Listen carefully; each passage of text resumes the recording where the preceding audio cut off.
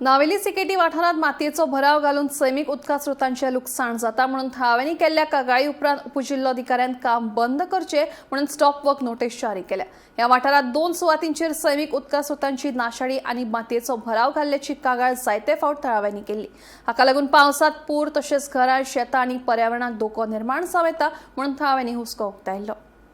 So we are right now at Shiketi, and I'm sure all were aware about the land filling case that was recently known to everyone out here.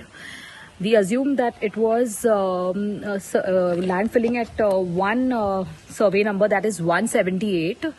But just 2 days ago, we got to know it is not one survey number 178 that has been damaged. There are 2 survey numbers, that's 178 as well as 179. So exactly there are 2 water bodies that have been damaged, not one.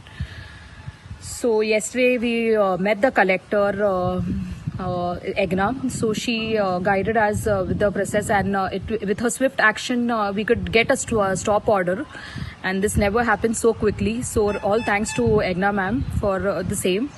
And at the same time, with the help of our villagers who have come forward, and Apanch Inasur, who took this matter along with the villagers, and we are able to do something about our water bodies and stop this destruction that's happening at Shiketi.